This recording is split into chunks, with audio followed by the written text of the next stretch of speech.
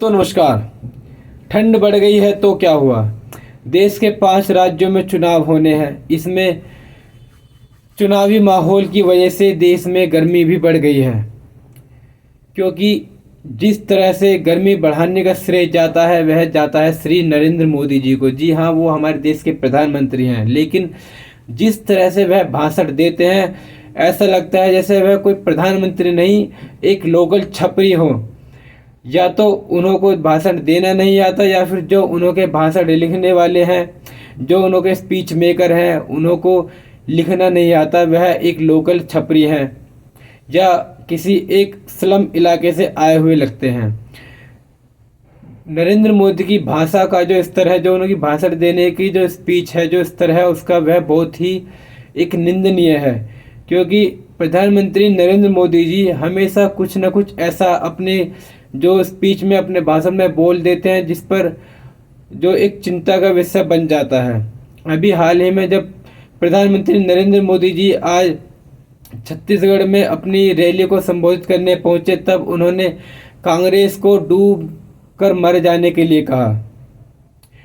आप समझ सकते हैं, एक देश के प्रधानमंत्री डूब कर मरने के लिए कहते हैं। अगर डूब के ही मरना है किसी को, तो फिर ये सुप्रीम कोर्ट, ये जज, ये न्यायपालिका, ये कार्यपालिका, ये चुनाव, ये रैलियां किस लिए?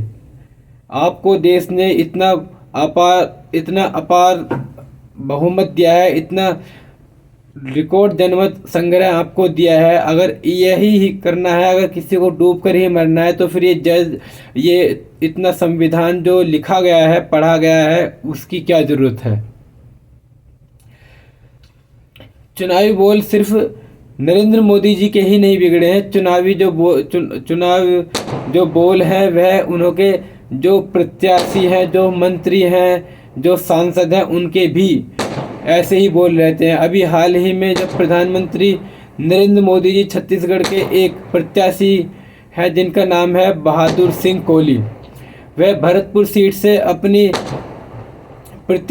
जो चुनावी संबोधन, अपनी रैली, अपनी चुनावी वोट मांगने के लिए जब निकले, तब उन्होंने कहा कि उन्होंने एसपी को पीटा है, कलेक्टर को पीटा है, मंत्री को पीटा है, मुख्यमंत्री तक को पीटा है।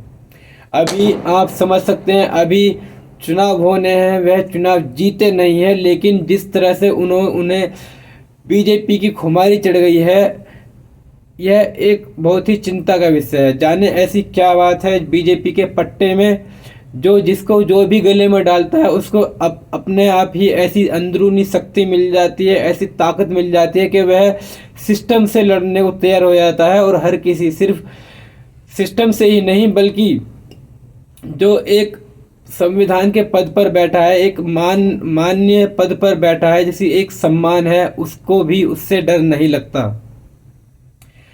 लेकिन डरने की बात यहाँ एक दूसरी हो गई है, क्योंकि देश की राजधानी दिल्ली में आज सुप्रीम कोर्ट ने आम आदमी पार्टी की सरकार को लताड़ लगा दी, और वह भी बुरी तरह से। सुप्रीम कोर्ट ने कहा कि हर बार सुप्रीम कोर्ट के दखल के बाद ही आप क्यों एक्शन लेते हो?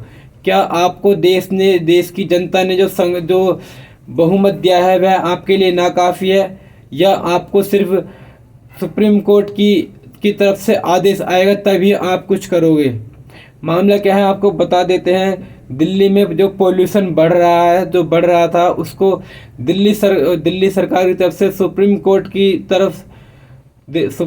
वजह से उसको डिलाई बताई जा रही थी। कि जो दिल्ली सरकार है उन्होंने बताया कि हम सुप्रीम कोर्ट के आदेश के अनुसार काम करने वाले, सुप्रीम कोर्ट के आदेश की हमें इंतज़ार है।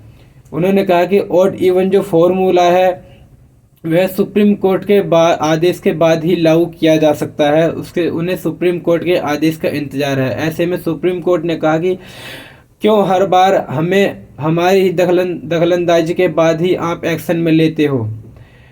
वो तो शुक्र है कि देश की जो जनता है, राजधानी की जो दिल्ली है, दिल्ली की राजधानी की जो जनता है, उन्होंने सुन ली, और 9 नवंबर को बारिश हो गई, जिससे राहत मिली, जिससे प्रदूषण में काफ़ी गिरावट आई हवा के स्तर में, और दिल्ली की जो जनता है वह सांस ले पा रही है।